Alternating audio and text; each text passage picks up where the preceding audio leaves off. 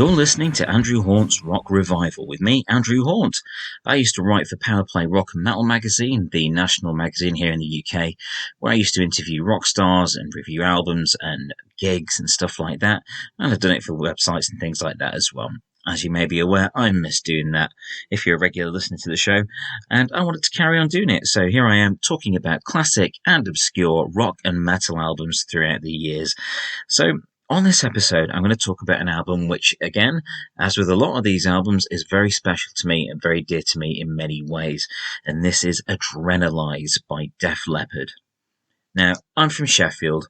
You may not be able to notice it in my accent. I know the accent isn't particularly strong, but I am from Sheffield, and thus I've grown up around Def Leppard, being aware of them as hometown heroes, seen them live many times, I've seen them in concert in some of the most pivotal moments in my development, but I'll get to that sort of thing later. I'm going to talk about this album here here today. So Def Leppard, they got their start in the late 70s, built up their following throughout the early 80s, and went crazy popular with the album Pyromania. Of course, after that, 3 years after that, I think it was 3 years, came Hysteria, one of the most absolutely definitive rock albums of the 80s. There's no denying it. It was massive. It was a genre-defining classic in every way. It's polished and wonderful, and the songs are great. The production's amazing. It was a proper perfect storm of an album. Eventually, that was followed by Adrenalize, but by the time Adrenalize came out, the band had gone through even more turmoil. Of course, famously, drummer Rick Allen lost his arm many years ago in the 80s, which led to him having to use a modified electronic drum kit and relearn how to play the drums in a different style. And that in itself was an enormous challenge that would have destroyed many lesser bands. But for Def Leppard, they kept going. They didn't turn their back on Rick, they kept going. Another tragedy would befall the band in 1991 when guitar player Steve Clark would sadly pass away from complications relating to alcoholism. That was a huge blow to the members of the band, of course. They'd lost their bandmate, they'd lost their guitarist, but above all, they'd lost a friend. You know, this was someone that they'd spent years with, they knew intimately, and I can't imagine what that's like, losing a close friend like that. As the band aside, it was the friendship that would matter more to me than anything else. And what the fans lost was an incredible talent, a very talented guitar player, talented songwriter. He did leave some demos behind for what would become the next Def Leppard album, Adrenalize. As far as I'm aware, he was part of the writing for 8 of the 10 songs that were on the album, and his style is all over them, even if his guitar isn't on the final recording of it. So following Steve's passing, the band continued as a 4-piece for a while, and it was as a 4-piece that they put together Adrenalize, carrying with it a similar polished production to Hysteria, some suitably bombastic songs, but a little bit more of a straightforward rock album feel to what came before with Hysteria. Adrenalize was massive. It sold something in the region of 7 million copies. Bear in mind that not long before it, Nevermind had come out by Nirvana and changed the musical landscape forever. But Def Leppard, along with acts like Bon Jovi and such like, still managed to do something special with their albums that came out at the birth of the grunge era. And Adrenalize, it couldn't have been any more of a Def Leppard album. It was absolutely spectacular. I see here in my notes that Steve Clark has writing credits on 6 of the 10 songs, not 8. I do apologise. I stand corrected. Adrenalize itself is an interesting album. It's an extremely positive album that was put together in dark times. And the band have gone on record to say that they are an escapism band, and they needed the escapism just as much as the fans did when they were putting together Adrenalize. And I totally understand that. For me, Def Leppard are hugely important. You know, with them being from Sheffield, I instantly was drawn to them. I love their sound. I love the polished sound, what they're famous for. I love the harmonies, those wonderful backing vocals, the huge songs, the drama of their ballads, and the excitement of their up-tempo rock songs. There's just something wonderful about them. Joe Elliott's voice, it's spectacular. Everything about them, it really spoke to me when I was developing my love for rock and metal in the early days. And Adrenalize was an extremely exciting album. What was even more exciting for me around the time was the Adrenalize tour. It was called the 7-Day Weekend Tour. And that's where I saw Def Leppard at the start of the tour and at the end. Before that, though, once the album came out, they did reveal that they had a new second guitar player to carry on where Steve had left off. And that was, of course, Vivian Campbell, formerly of Dio and Whitesnake, and an extremely incredible guitar player. He wasn't just in Dio and Whitesnake as well. There was things like Shadow King and all kinds of stuff that he'd been up to.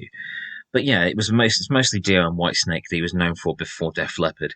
And he came on board and was revealed at the Freddie Mercury concert, at the Freddie Mercury tribute concert, one of the most iconic things that ever happened in music. Honestly, that concert was incredible. It was like 80,000 people in the stadium and over 1 billion watching it from home around the world. Now, that is how you make an entrance, and Vivian Campbell did a great job on that. But this was after the album Adrenalize had been made.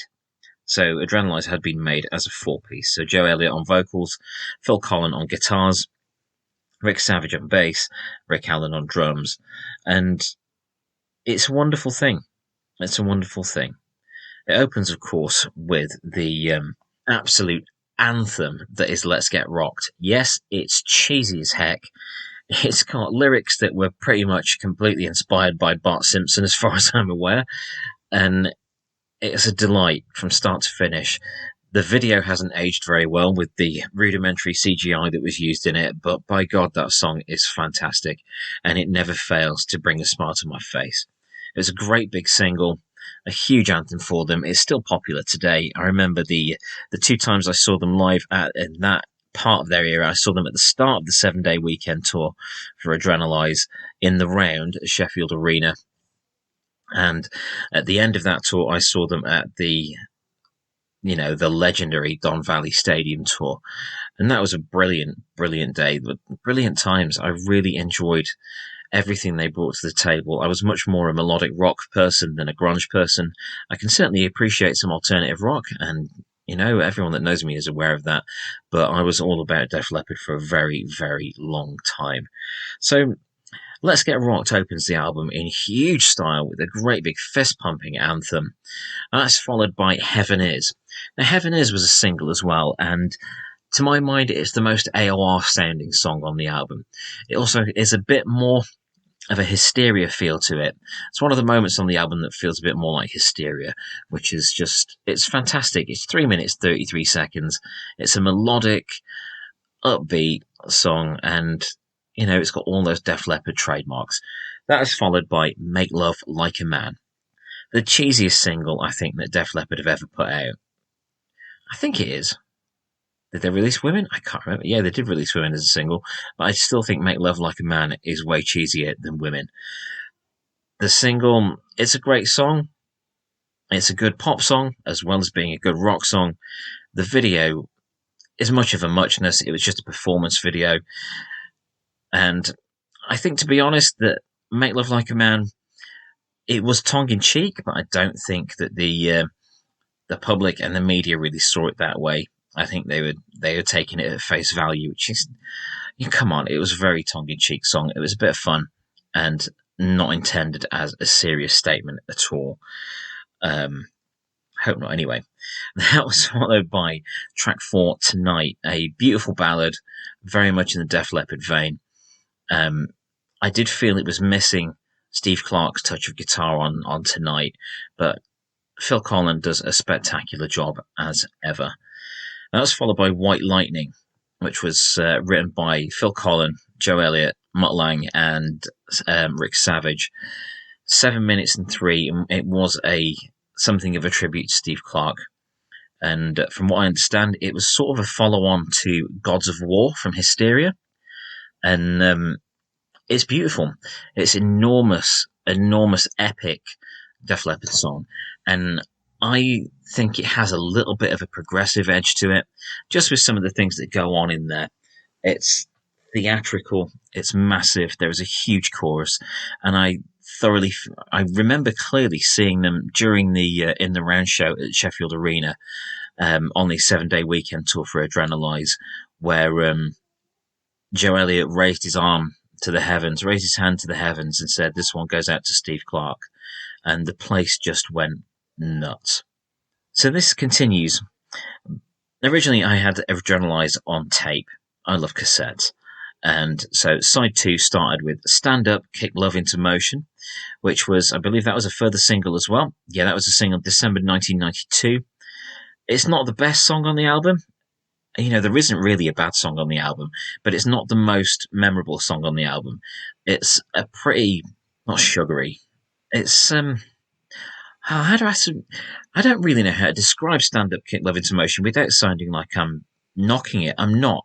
It's a great song. It walks all over a lot of other bands' material, but it's not quite at the same level as the rest of stuff that Def Leppard are capable of.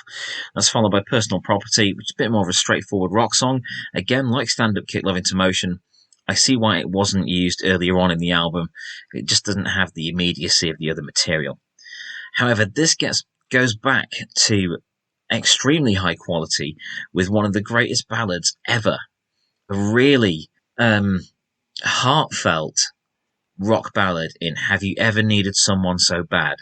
If there ever needed to be a textbook example of a perfect rock ballad, honestly, I would say is Have You Ever Needed Someone So Bad from Adrenalize by Def Leppard. It is perfect. It's 5 minutes 24, and it is an absolutely perfect ballad. It does everything a ballad should do. It's got the huge, memorable chorus. It's got a wonderful melody. It's got a really nice sentiment. It's just everything.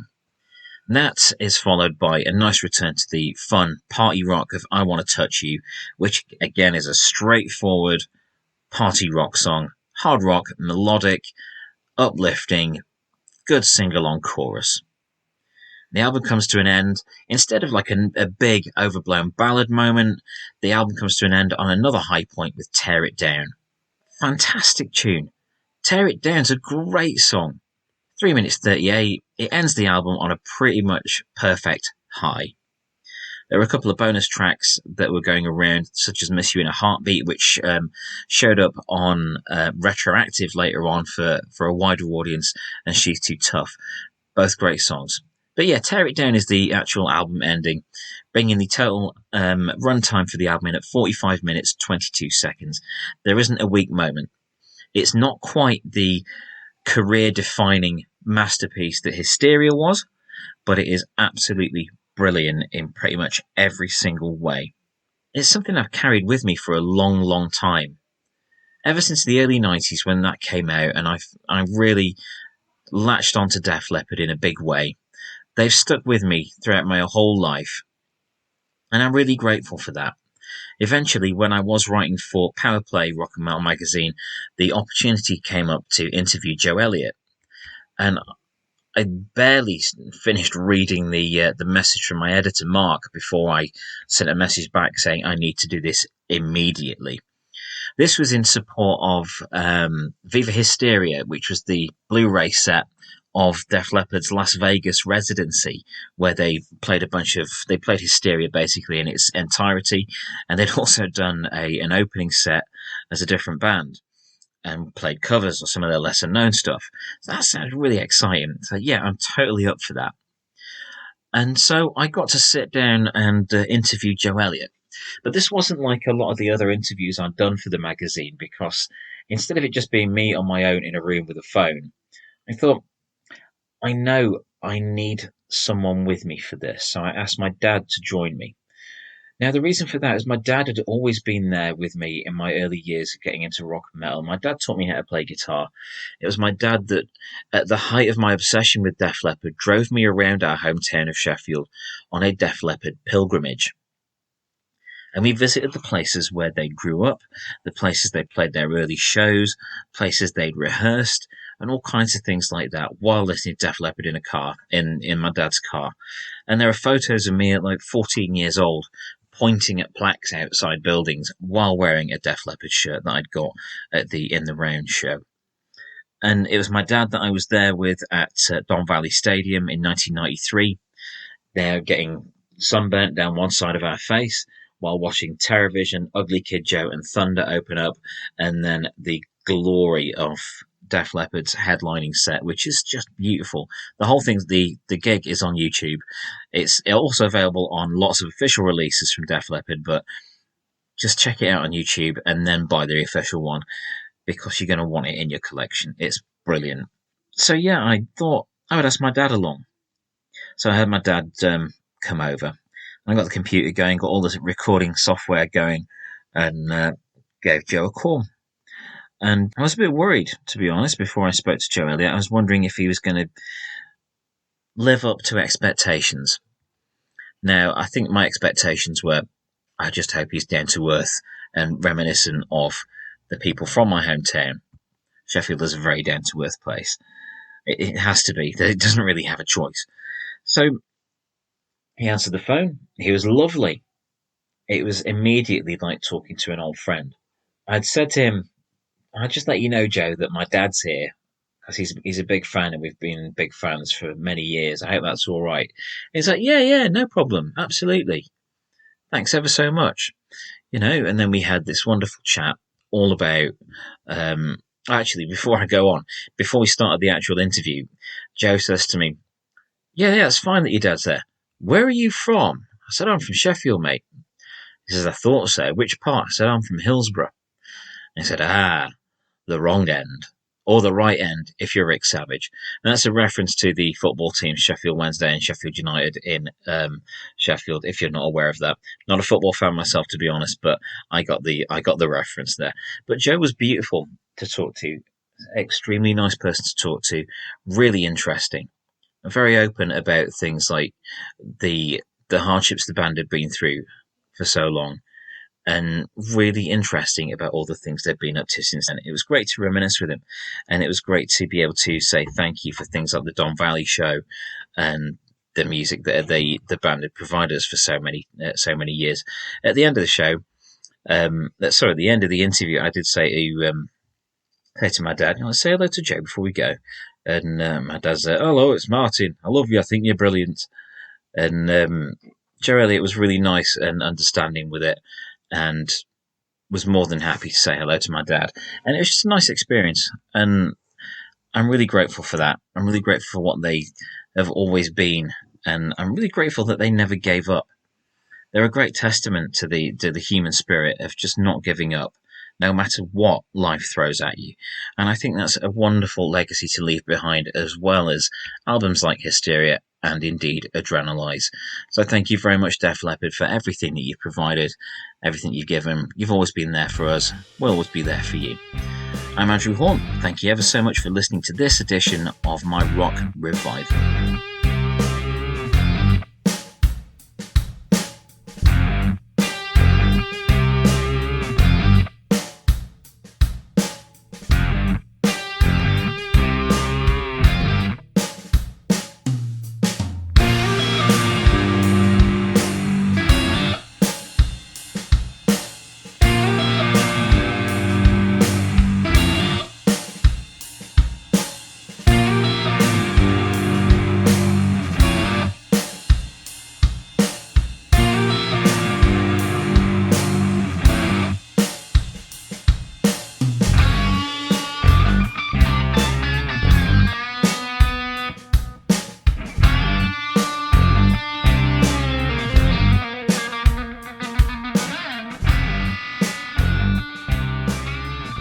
If you enjoyed this episode of Andrew Hawnt's Rock Revival, that's me, please do think about subscribing. I would greatly appreciate it.